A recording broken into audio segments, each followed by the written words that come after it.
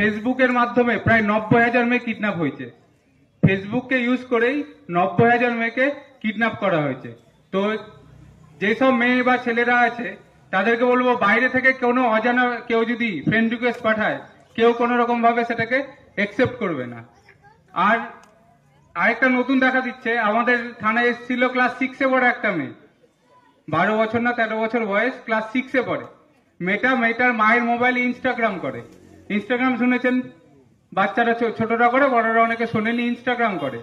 মেয়েটাকে একটা অ্যাকাউন্ট থেকে ফ্রেন্ড রিকোয়েস্ট এসছে, নাম বান্ধবীর নাম করে একটা রিকোয়েস্ট এসছে, বন্ধু এসছে। এবার সেটাকে কি করেছে, একসেপ্ট করেছে, যে আমার বান্ধবী তো আমাকে ফ্রেন্ড রিকোয়েস্ট পাঠিয়েছে, আমি এটা একসেপ্ট করি।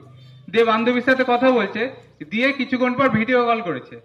তো মেয়েটা ভিডিও কল ধরেছে, যে বান্ধবী আমাকে ভিডিও কল করছে, আমি ভিডিও কলটা ধরি। যখনই ভিডিও কলটা করেছে, আমি যদি ভিডিও কল ধরি, আমার এদিকে আমার মুখ, অন্যদিকে কার মুখ থাকবে, অন্যজনের মুখ।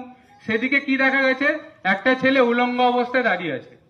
সেটাকে কি করেছে, 10 সেকেন্ডের জন্য সেই স্ক্রিন রেকর্ড করে নিয়েছে, দিয়ে সেটাকে ফেসবুকে ছাড়ছে। দিয়ে মেয়ের মা বাবার কাছে দাবি করছে, এটা আমি আবার ছেড়ে দেবো, আরো ভাইরাল করব, যদি আমাকে 20,000 বা 30,000 টাকা না দেন। তো বাচ্চাদের হাতে বলে না যে মোবাইল দিতে হয় না, তো কিছু কারণের জন্য বলছি বাচ্চারা এগুলো বোঝে না। ক্লাস 6-এ পড়ে আমি কি বুঝবো, অতটা বোঝার ক্ষমতা নেই। যে 10 সেকেন্ডে যদি ভিডিও হয়ে যায়, মুখটা যদি এদিকে থাকে, অন্যদিকে যদি কোনো একটা বাজে ছবি থাকে, সেটাতে সবারই সম্মানহানি হয়, সে ছোট হোক বা বড়। তো মোবাইলে যদি কোনো আননোন জায়গা থেকে রিকোয়েস্ট আসে, যাকে চিনেনি না, তাদেরকে কাউকে একসেপ্ট করবেন না কোনো সময়। আপনাকে ফোন করলো, ফোন করে বলছেন আপনার নামেই আধার কার্ড নাম্বার এটা, স্বামীর নাম এটা, বাড়ি এখানে, অ্যাড্রেস থানা এখানে, সব বললো, সব মিলে গেল। আপনি বললেন হ্যাঁ।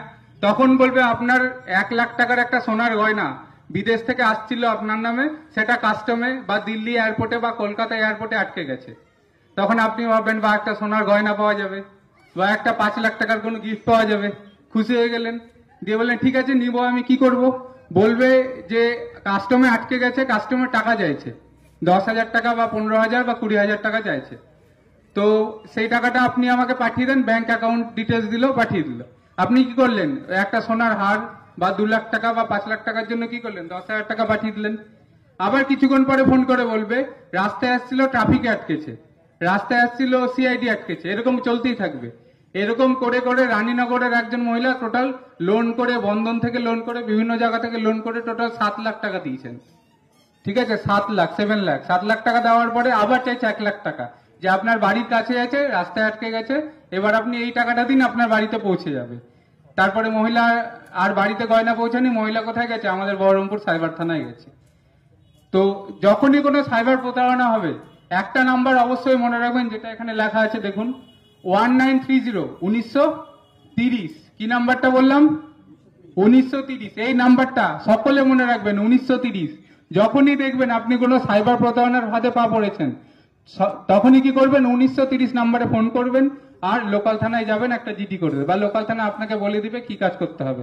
কারণ এখান থেকে বহরমপুর সাইবার ক্রাইম থানা অনেকটা দূর, 1.5 ঘন্টা 2 ঘন্টা লেগে যায়। তো যে তার আগে যদি কমপ্লেনটা করে নেন, যদি আপনার সাইবার ফ্রড হয়, 1000 টাকা, 2000 টাকা, 50,000 বা 1 লাখ টাকা চলে গেছে, আপনি সঙ্গে সঙ্গে কি করবেন, 1930-এ ফোন করবেন, না লোকাল থানায় যোগাযোগ করবেন। কারণ যত তাড়াতাড়ি, 1 ঘন্টার মধ্যে কমপ্লেন করতে পারলে আপনার টাকা আটকে থাকবে। যদি 2 ঘন্টা, 3 ঘন্টা, 4 ঘন্টা হয়, টাকা কিন্তু বেরিয়ে যাবে। সেই জন্য বলছি, সাইবার থানা যাওয়ার আগে একবার লোকাল থানায় যোগাযোগ করবেন, আর 1930-এ একটা ফোন করবেন। তাহলে যতটা সম্ভব 1 ঘন্টা, আধা ঘন্টার মধ্যে কমপ্লেন করতে পারলে টাকাটা কি হবে, আটকে যাবে।